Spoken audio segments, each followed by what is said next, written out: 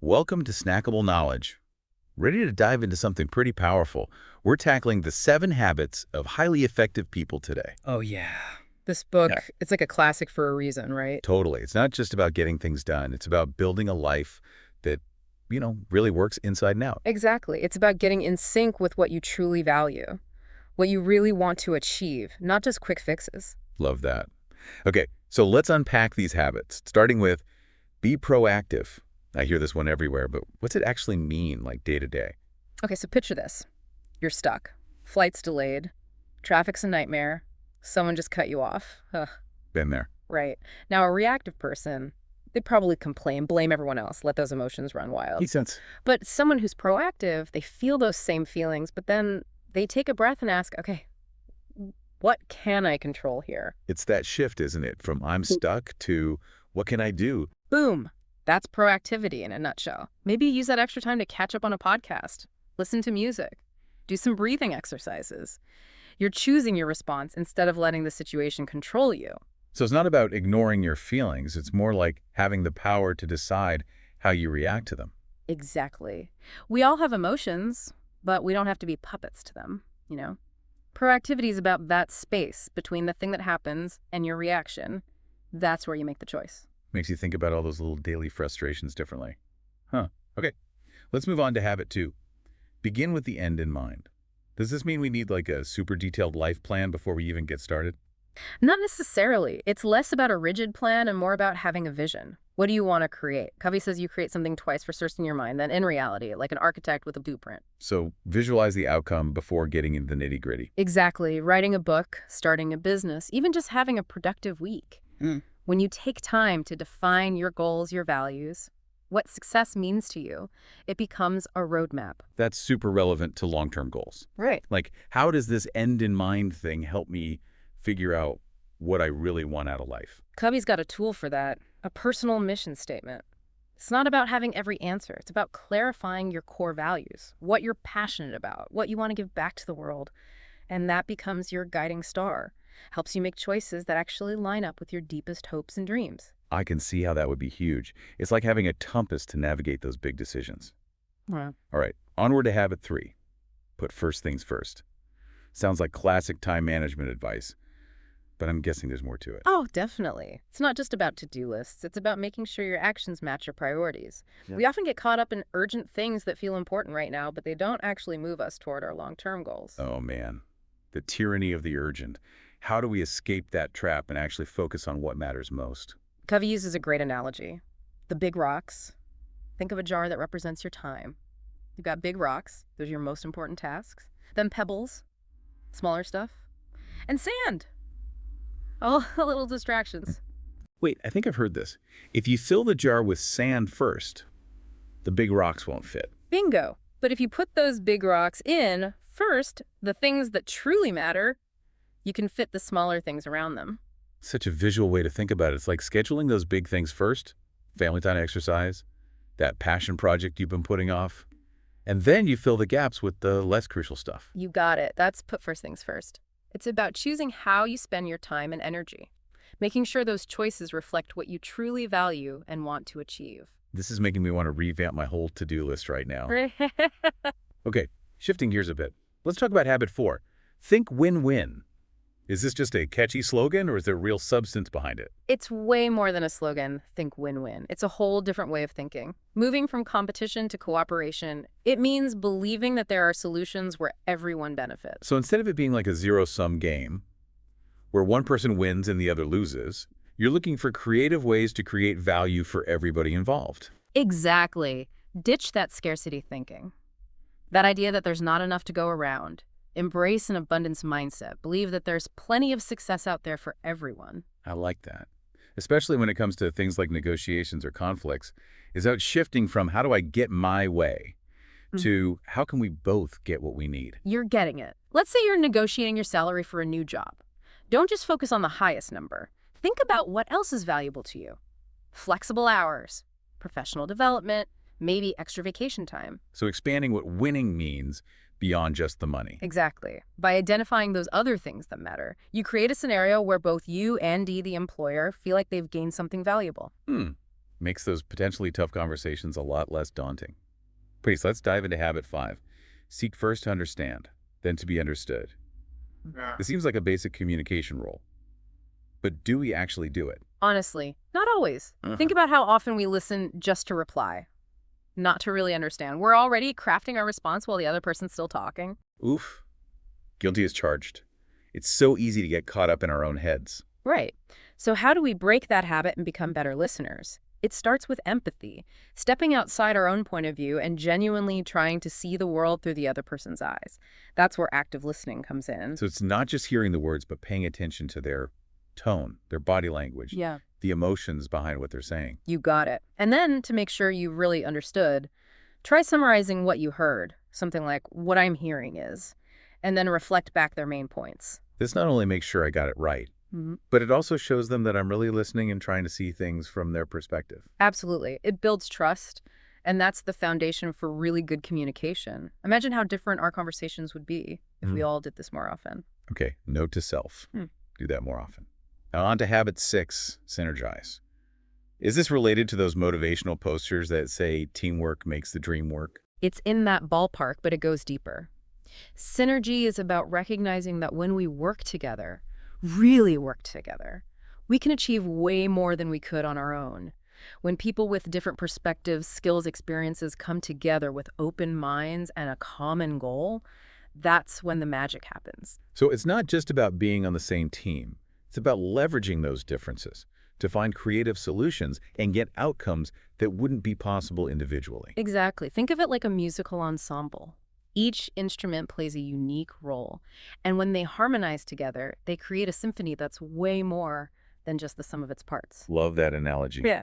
I'm guessing that in a team setting, this means valuing everyone's contributions, even if they don't initially seem to fit the plan. Absolutely. It's about creating an environment where people feel comfortable sharing their ideas, challenging assumptions, and building upon each other's strengths. That's how you get those innovative breakthroughs. I'm starting to see how powerful this can be. But how do we actually cultivate synergy in our lives? It's easy to talk about teamwork, but actually doing it is a whole other ballgame. It starts with a shift in mindset, from me to we. Instead of being competitive or focusing only on our own achievements, we need to foster cooperation and mutual respect. So valuing the success of the whole team or group instead of just our individual wins. Exactly. And that takes open communication, active listening, a willingness to compromise, and a genuine desire to find solutions that benefit everyone. It sounds like all those habits we already talked about, think win-win, seek first to understand, they all play a part in creating a synergistic environment. You nailed it. Synergy isn't a standalone habit. It's the result of all those principles working together. It's about creating a culture of trust, respect, and collaboration, where everyone feels empowered to contribute their unique talents and perspectives. It's like creating a space where 1 + 1 can actually equal 3, or even 10. Now onto the final habit, sharpen the saw. This one sounds intriguing, like it's about self-care. You're on the right track. Sharpen the saw is about recognizing that to be effective in any area of life, we need to take care of ourselves. It's like trying to cut down a tree with a dull saw. It takes way more effort, and you'll probably get frustrated. Great analogy. So what does sharpening the saw actually look like in our day-to-day lives? Covey emphasizes continuous improvement and renewal across 4 key dimensions: physical, mental, emotional, and spiritual. This is a holistic approach to self-care, taking care of all aspects of our being. Precisely. Think of it like an athlete. You wouldn't just focus on training one muscle group, you'd work on your strength, flexibility, endurance, and your mental game to achieve peak performance. Sharpen the saw is like cross-training for life then. I like that. It's about investing in all areas of our well-being so we can show up as our best selves in every aspect of life. This is already giving me so much to think about. We're out of time for this part. But stay tuned for part 2, where we'll dive deeper into actually putting these habits into practice. Looking forward to it. Back again for more snackable knowledge. Last time we got a good look at the 7 habits, but now I'm thinking, how do we actually make these work in our real crazy lives? That's the question, isn't it? And the thing is, it's not about adding a bunch more stuff to your to-do list. It's more about like shifting your whole mindset. Right, so less about doing, more about being more proactive, more intentional, more focused on what really matters. Bingo. And a good place to start is figuring out what drains your energy and what gives you energy. Okay, I like this. Right. So energy drainers are those things that leave you feeling wiped out, Yeah. stressed, blah. You got it. Yeah. Maybe it's mindlessly scrolling social media, getting lost in endless emails, or spending time with people who just bring you down. You know, the type. Oh, yeah, I know the type. And the flip side, the energy givers. Those are the things that light you up, recharge you, make you feel inspired. Exactly. It could be being out in nature, reading a great book, a deep conversation with someone who gets you, or working on that creative project you've been putting off. It's about knowing what truly feeds your soul. So awareness is step one. Then we got to minimize those grainers and Yeah. crank up the givers.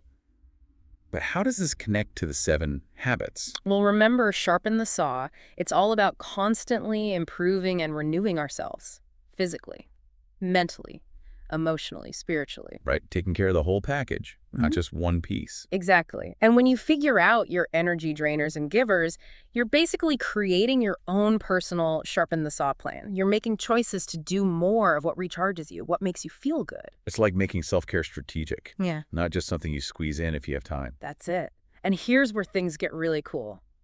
Remember how we talked about all the habits working together, creating this synergy? Yeah, like they create this awesome upward spiral. Yeah. And more effective, more well-being. Exactly. And sharpening the saw, that's the fuel that keeps that momentum going. When you take care of yourself, you're better equipped to handle everything else. You're more proactive, more focused, better at communicating.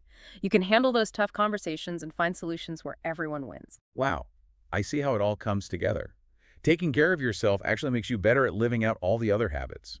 That's the power of this framework. It's not about mastering one thing in isolation. It's about weaving all these principles together to create a life that works. Love that. Okay, let's talk about how the 7 habits can change not just our own lives, Yeah. but also our relationships with other people. That's key. Remember habit 4, think win-win. It's not just about finding solutions that benefit you and the other person. It's about creating a spirit of cooperation and abundance in all your relationships. So instead of seeing things as a competition, where someone has to lose, you're looking for ways that everyone can gain something. Exactly. And that can be super powerful, especially in situations that are usually full of conflict or tension. Like negotiating a salary, working out a disagreement with a roommate, even navigating family dynamics during the holidays. You got it. Those are classic situations where it's easy to fall into that me versus them trap. Yeah. But when you go in with a win-win mindset, you open up the possibility for real problem solving, where everyone comes out ahead. I like the idea. But can you give me some concrete examples of what think win-win looks like in real life? Sure. Let's say you're having a conflict with a coworker about a project. Instead of digging in your heels and defending your position, try to understand where they're coming from. What are their concerns? Maybe they're under pressure from their boss, or maybe they have a different vision for the project. So taking a step back from my own reactions and trying to see things from their point of view. Yes. And once you understand their perspective, you can start brainstorming solutions that work for both of you. Maybe there's a way to divide up the work differently, or maybe you can find a compromise that combines both your ideas. That feels way more productive than just trying to win an argument. Right. And the best part is, when both people feel heard and respected, you're much more likely to find a solution that actually works for everyone. That makes a lot of sense. Okay. Let's move on to habit 5. Seek first to understand, then to be understood. This seems closely related to finding win-win solutions. Absolutely. You can't create win-win solutions without first understanding the other person's point of view.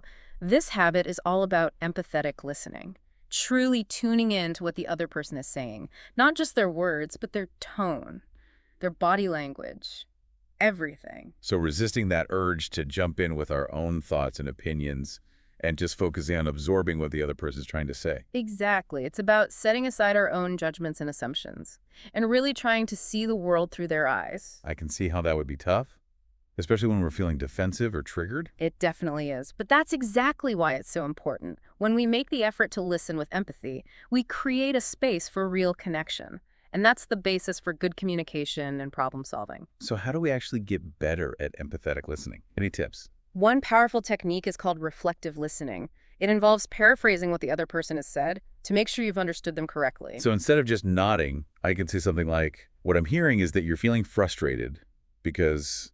Yeah. And then reflect back their main points. Exactly. And you can also ask clarifying questions to make sure you're both on the same page. Like, can you tell me more about what you mean by, or help me understand why this is so important to you? Doing that not only helps me understand them better, but it also shows them that I'm really paying attention and that I care about what they're saying. Exactly. It creates a more collaborative and supportive atmosphere, which is key for resolving conflicts, building consensus, and strengthening relationships. This is a great reminder. It's like shifting from just reacting to what someone's saying to proactively trying to understand their point of view. You got it. And when you combine that empathetic listening with the win-win mindset, it's a powerful combination for building strong, healthy, and mutually beneficial relationships. Okay, my mind is already blown by all this. Mhm. I can't believe how much these simple habits can change our lives and our relationships. They're powerful, aren't they? And remember, it's not about being perfect. It's about consistently putting these principles into practice. That's where the magic happens. And that brings us back to the habit that ties everything together. Sharpen the saw. Right, that self-renewal habit, taking care of ourselves physically, mentally, emotionally, and spiritually. We talked about that earlier. It's all about recognizing that we need to invest in our own well-being to be effective in any area of life. Exactly. And here's where it gets really interesting. When we prioritize our own self-care and growth, we actually become better at working together, synergizing with others. So taking care of ourselves actually makes us better team players. Exactly. Think about it. If you're exhausted, stressed, or emotionally drained, it's going to be way harder to listen effectively, to contribute your best ideas, to be patient and understanding with your teammates. But when you're feeling good, Ooh. energized, clear-headed, Yeah. you can show up and really engage in that creative process of synergy. Exactly. It's like sharpening that saw makes it so much easier to cut through the challenges of teamwork. This is amazing. It's like a positive feedback loop. Self-care helps us synergize better. And when we work together effectively, it creates a more supportive and fulfilling environment, which then fuels our own well-being. It's a beautiful thing, isn't it? And it's not about reaching some kind of perfect state of effectiveness. It's about consistently showing up as our best selves so we can work together and achieve great things. I love this. It's not just about personal gain. It's about creating a ripple effect of positive change. When we take care of ourselves, we inspire others to do the same. And when we approach our interactions with a spirit of synergy, we create a more collaborative, harmonious, and innovative world. Well said. It's been a pleasure diving into these principles with you. Likewise. And to our listeners, we encourage you to think about these habits and how they resonate with your own life. Which ones do you want to focus on? Remember, it's a journey, not a destination. Start small. Be patient with yourself and celebrate those small victories along the way. I think our listeners are ready to take on that challenge. But for now, we'll leave you with this thought. As you go about your day, how can you bring a little more proactivity, win-win thinking, or empathetic listening into your interactions? We'll be back soon for the final part of our 7 Habits deep dive. See you then. All right, back for the final part of our 7 Habits deep dive. I'm excited to see how it all wraps up. Me too. We've covered a lot those foundational habits for personal effectiveness and strong relationships, but there's still 2 more, and they really bring the whole framework together. Let's hear it. Which habits are we focusing on this time? We're going to circle back to Habit 6, Synergize. And then we'll revisit Habit 7, Sharpen the Saw, to see how it ties everything together. Synergy. It's kind of become a buzzword these days. But I'm guessing Covey's take on it is more than just teamwork makes the dream work. You're right. Synergy is about recognizing that the whole is greater than the sum of its parts. When people with different perspectives, skills, and experiences come together with a shared purpose and open minds, that's when something truly amazing happens. So it's not just about being in the same room or working on the same project. It's about actively using those differences to come up with creative solutions and achieve outcomes that wouldn't be possible if everyone was the same. Exactly. Think about a jazz ensemble. Each musician brings their own unique style and improvisational skills. When they listen to each other, respect each other's contributions, and build upon those differences, they create music that's both innovative and harmonious. Great analogy. And I can see how that applies to any kind of collaborative effort, a team at work, a community project, even a family working through a problem. Absolutely. One of the key ingredients for synergy is valuing and embracing those different perspectives. It's about creating an environment where people feel comfortable sharing their ideas, even if they're a little out there or challenge the way things are usually done. It's like in those brainstorming sessions where sometimes the craziest ideas lead to the biggest breakthroughs. Exactly. That's the spirit of synergy. It's about creating a space where 1 + 1 can equal 3 or even 10. And to do that, we need to shift our mindset from me to we. Instead of being competitive or only focusing on what we can achieve individually, we need to foster cooperation and mutual respect. So it's about valuing the success of the whole team or group instead of just focusing on individual wins. Exactly, and that requires open and honest communication, active listening, and a willingness to compromise and find solutions that benefit everyone. It sounds like all those habits we talked about earlier. Think win-win, seek first to understand. Those are all essential for creating a synergistic environment. You're absolutely right. Synergy isn't a standalone habit. It happens naturally when you put those other principles into practice. It's about creating a culture of trust, respect, and collaboration where everyone feels empowered to bring their best to the table. I love how it all comes together. So we've talked about this amazing idea of synergy. Now let's bring it back to habit 7, sharpen the saw. How does this habit of self-renewal help us to be better at synergizing with others? Remember, sharpen the saw is about constantly improving and renewing ourselves in all areas, physically, mentally, emotionally, and spiritually. It's about recognizing that to be our best in any part of our lives, we need to take care of ourselves. Exactly.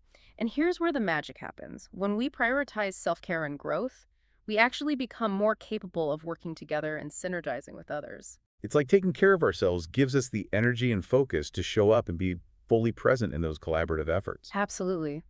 Imagine trying to work with someone when you're feeling exhausted, stressed, or emotionally drained. It's going to be much harder to listen, to contribute your best ideas, and to be patient and understanding. But when you're feeling energized, focused, and in a good place emotionally, you're in a much better position to participate in that creative back and forth that is synergy. That's right. It's like having a sharp saw makes it so much easier to cut through those challenges that come up when you're working with others. I love that analogy. It's so true. It's like this positive feedback loop. Self-care makes us better at synergizing, and when we work together effectively, it creates a more supportive environment that then supports our own well-being. It's a beautiful cycle, isn't it? And remember, it's not about achieving some perfect state of effectiveness or mastery of these habits. It's about making that continuous effort to show up as our best selves so we can collaborate and achieve great things together. I love that. And it's not just about our own personal gain. It's about creating a positive ripple effect. When we take care of ourselves, it encourages others to do the same. And when we approach our interactions with a spirit of synergy, it creates a world that's more collaborative, harmonious, and innovative. Well said. It's been amazing diving into these ideas with you. Absolutely. And to all our listeners out there, we encourage you to go back and think about these habits and how they connect with your own life. Which ones feel most important for you to work on? Remember, it's a journey, not a race. Start with small steps. Be kind to yourself and celebrate those little victories along the way. I think everyone listening is ready to take on that challenge. And with that, we'll wrap up this snackable knowledge deep dive into the 7 habits. Thanks for joining us.